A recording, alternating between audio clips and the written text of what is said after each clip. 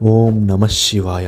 శ్రీశైలం ఈ పవిత్రమైన క్షేత్రం శ్రీ ఆదిశక్తి భ్రమరాంబిక సమేత మల్లికార్జున స్వామివారి దివ్యమైన క్షేత్రం. భారతదేశంలో అత్యంత శక్తివంతమైన 12 జ్యోతిర్లింగాల్లో ఇది ఒకటి. అలాగే 18 శక్తిపీఠాల్లో కూడా ఇది ఒకటి. ఈ స్థలం ఎందుకింత దివ్యమైంది?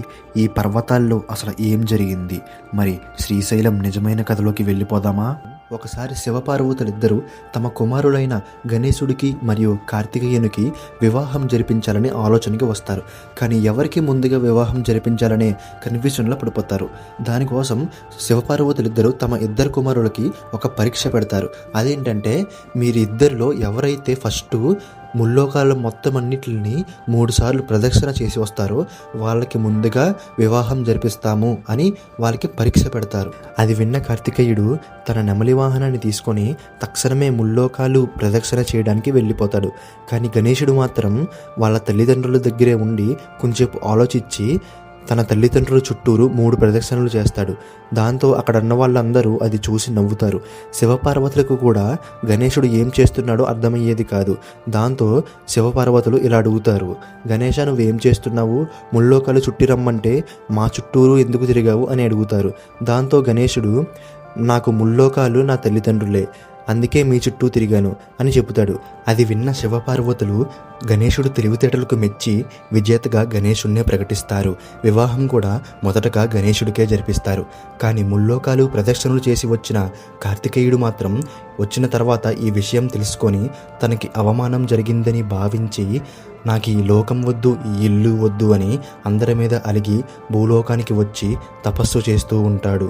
కార్తికేయుడు తపస్సు చేసిన ప్రదేశం మరేదో కాదు, ఇప్పుడు మనం దర్శించుకుంటున్న శ్రీశైల పుణ్యక్షేత్రం. శివపార్వతులిద్దరూ తమ కుమారుడి కోపాన్ని శాంతింపజేసి తమతో తీసుకువెళ్ళడానికి భూలోకానికి వచ్చినప్పుడు మొట్టమొదటిసారిగా ఈ శ్రీశైల ప్రదేశంలోనే అడుగుపెట్టారు. కానీ కార్తికేయుడు మాత్రం తల్లిదండ్రులు ఎంత చెప్పినా పట్టించుకోలేదు, వాళ్లతో వెళ్ళలేదు. ఇంకా చేసేదేమీ లేక శివపార్వతులిద్దరూ తమ కుమారుడికి కనిపించాలని ఇక్కడే మల్లికార్జునగా భ్రమరాంబికగా కొలువుదీరారు. ఇప్పుడు ఇక్కడ శివుడికి మల్లికార్జున స్వామిగా పేరు ఎలా వచ్చిందో, అలాగే పార్వతీ అమ్మవారికి భ్రమరాంబికగా పేరు ఎలా వచ్చిందో తెలుసుకుందాము. శివపార్వతులిద్దరూ శ్రీశైలంలో మొదటిసారిగా అడుగుపెట్టిన వెంటనే అక్కడ ఉన్న అరణ్యం మొత్తం ఆనందంతో నిండిపోయింది. అలాగే అక్కడ ఉన్న పర్వతాలు మొత్తం మల్లె పువ్వులు అలాగే మల్లెపూల సువాసనతో వెదజిల్లాయి. దీంతో అక్కడి వాళ్ళందరూ శివుడిని మల్లికపై వెలిసిన అర్జున అంటే మల్లికార్జున స్వామిగా పిలవడం మొదలుపెట్టారు. అలాగే పూర్వం ఇక్కడ ఒక రాక్షసుడు ఉండేవాడు. ఆ రాక్షసుడు దేవతల దగ్గర నుంచి ఒక వరం పొందాడు. అదేంటంటే, 4 కాళ్ళు ఉన్న జంతువు దగ్గర నుంచి కానీ 2 కాళ్ళు ఉన్న మనిషి దగ్గర నుంచి కానీ నాకు ఎలాంటి ప్రమాదం అలాగే చావు రాకూడదు అని వరం పొందుతాడు. దీంతో ఆ రాక్షసుడికి మనిషి దగ్గర నుంచి కానీ జంతువు దగ్గర నుంచి కానీ మరణం సంభవించదు.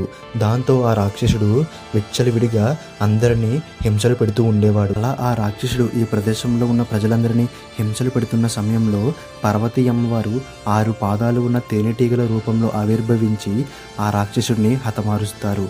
దీంతో అమ్మవారిని భ్రమరాంబిక అమ్మవారుగా పిలవడం మొదలుపెట్టారు.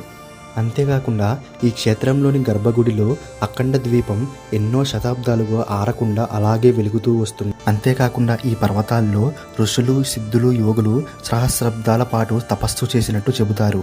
ఆ తపస్సు శక్తి కారణంగా ఈ ప్రాంతం శక్తిపీఠం జ్యోతిర్లింగాల రూపంలో దివ్యస్థానంగా మారింది.